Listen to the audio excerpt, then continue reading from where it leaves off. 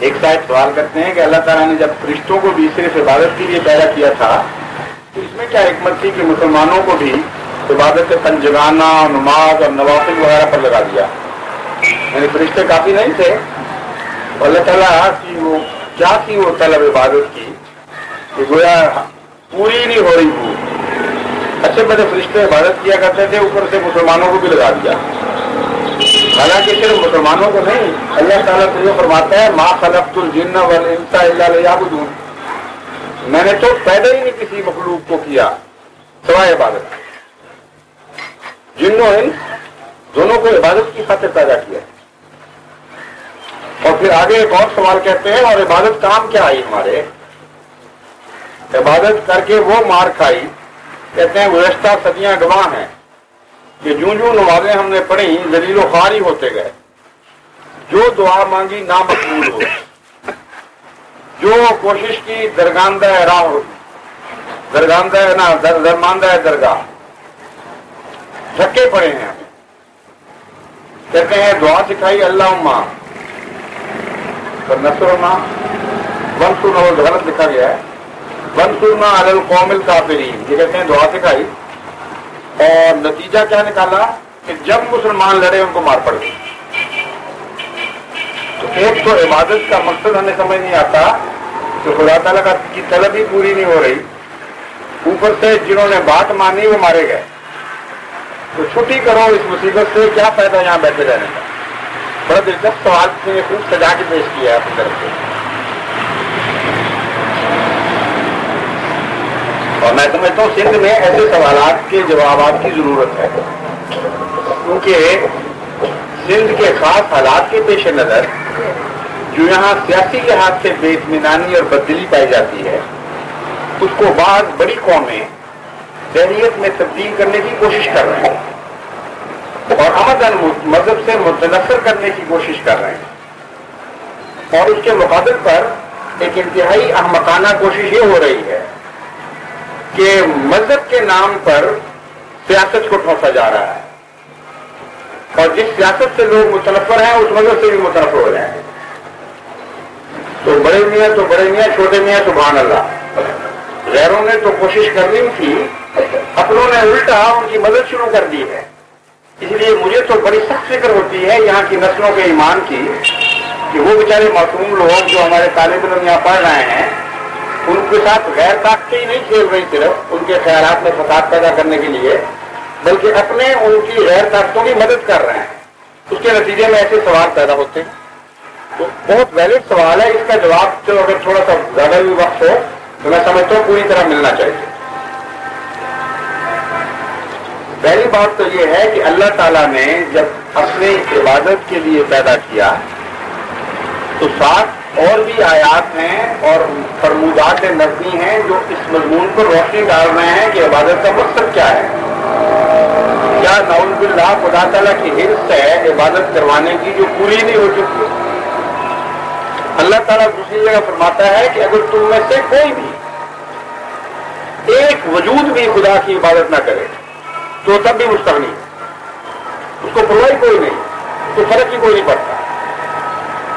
تو صاف پتہ چلا کہ قرآن کریم کا جب یہ دعویٰ ہے کہ عبادت کے لیے پیدا کیا گیا تو اس عبادت کا فائدہ اللہ کو نہیں پہنچنا، اگر پہنچنا ہے تو آپ کو پہنچنا ہے، یہ تو قطعی بات ہے۔ اب سوال یہ ہے کہ عبادت ہوتی کیا ہے؟ جب تک آپ اس کو نہیں سمجھیں گے اس وقت تک عبادت کے فائدے کا مضمون واضح ہو ہی نہیں سکتا۔ عبادت عبد کا لفظ جو ہے اس کو مد نظر رکھیے، آپ کہتے ہیں غلام کو، اور غلام کا تصور یہ ہے کہ اس کا اپنا کچھ بھی نہ ہو، 100% ہر چیز مالک کی ہو جائے۔ اور عبد کا لفظ جب فعل میں بولا جاتا ہے اسی سے تعبدہ نکلتا ہے، اور تعبدہ کہتے ہیں کسی رستے پر اس طرح چلنا، جس رستے پر کسی کو چلایا جائے اس پر چلے اور پھر اس طرح چلے، اس میں گڑے ڈال دے، اس میں نشان قائم ہو جائے، یعنی خوب کوشش اور محنت سے اپنے معمول رستے پر چل پڑے۔ تو جب کہا جاتا ہے اللہ کی عبادت کرو تو مراد یہ ہے کہ خدا کی مرضی کے تابع ہو جاؤ، اسی میں تمہارا فائدہ ہے۔ جو اللہ تمہیں رنگ دینا چاہتا ہے اس رنگ کو اختیار کرو. اور ایک اور معنی عبادت کا یہ ہے کہ غلام اپنے آقا کی پیروی کرتا ہے، اس کے پیچھے چلتا ہے، ویسا ہونے کی کوشش کرتا ہے. تو اللہ تعالیٰ فرماتا ہے اگر میری صفات کو اختیار کرو گے تو تمہیں دنیا میں جنت نصیب ہو جائے گی. تو ان صفات کو کھول کر بیان کرتا ہے.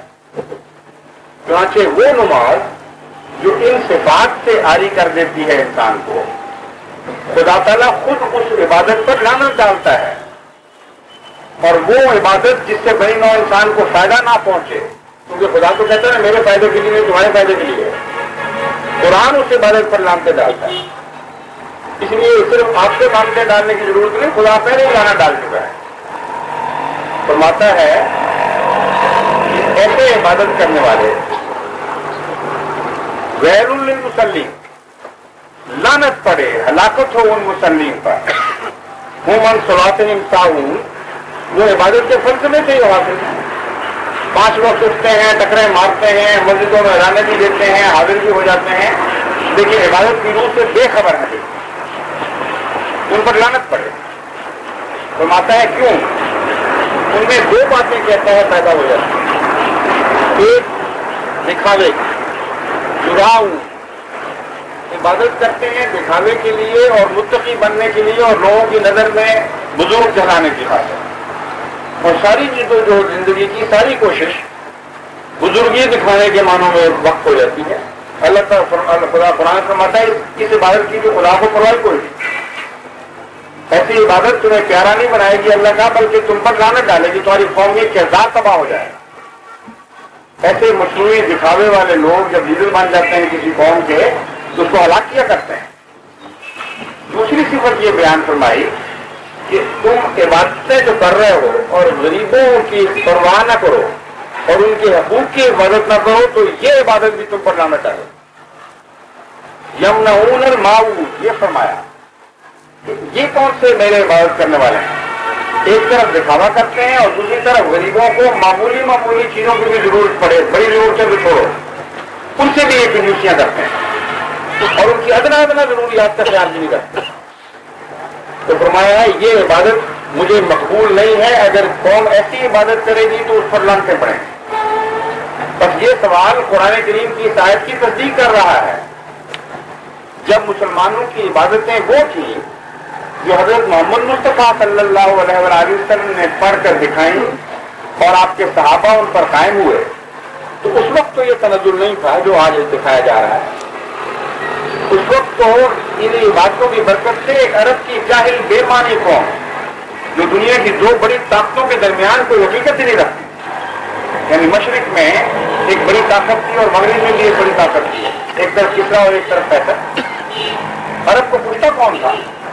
وہ تو جب چاہتے تھے رنگیز کے رکھ دیتے تھے، معمولی فوج بھیج کر ان کو سنائے اس طرح دلواتے تھے کہ ایک دفعہ 70,000 عربوں کو تو اس طرح انہوں نے حلقوں سے، یعنی لوہے کے حلقوں سے میں پرو دیا کہ کندھے سے ہلکا ایک طرف سے گزرا، ایک طرف سے بھی ہلکا گزرا اور یہ ہاتھ پیچھے باندھ کر اس حلقے میں پروئے گئے. ایسے ان کو چھوڑ دیا کہ عبرت کا نشان ہو تم، اگر کبھی ہمارے ملک کی طرف بری آنکھ سے دیکھا تو ان سے یہ سلوک ہم کریں گے. یہ کون؟ جب عبادت وہ کی جو خدا چاہتا تھا، جس میں نفس کی کوئی ملونی شامل نہیں تھی اور غریب نو انسان کی گہری ہمدردی تھی اور غریبوں کا خیال رکھا جا رہا تھا، اس وقت اس عبادت نے وہ پھل دکھائے کہ دیکھتے دیکھتے کسرا کی حکومت بھی غلام ہو گئی اور قیصر کی حکومت کو بھی پارا پارا کرنا شروع کر دیا. پھر عبادت میں رنگ بدلے کہ وہ رنگ آ گئے جو آج کل ہیں. اور آج کل کی مسلمانوں کی ذلت اور کئی 100 سال سے مسلمانوں کی ذلت یہ گواہی دے رہی ہے کہ قرآن سچا ہے، تم جھوٹے ہو. اگر قرآن والی عبادت تم کر رہے ہوتے تو خدا تعالیٰ تم سے یہ شروع نہ کرتا. تو اسلام پر کیا الزام ہے؟ اپنے کردار کو دیکھیں، آپ نے رخ بدل لیا، ظاہر پرستی ہو گئی ہے اور تقویٰ کا نام نہیں رہا. سوسائٹی گندی ہے، ظالم ہے، سفاک ہے، جھوٹی ہے، بد کردار ہے. یہ واقعات ہیں، یہ کڑوے لگے یا میٹھے لگے، اس کے سوا اس وقت کوئی حقیقت نہیں. اپنے لفظ کی خاطر لڑتے ہیں، علماء فساد برپا کرتے ہیں، ایک دوسرے کے خلاف فتوے دیتے ہیں، ایک دوسرے سے لڑاتے ہیں، ایک دوسرے کو خون کو مباح کرتے ہیں، قتل کا حکم دیتے ہیں، فساد کا حکم دیتے ہیں، اور پھر کہتے ہیں ہم عبادت کر رہے ہیں۔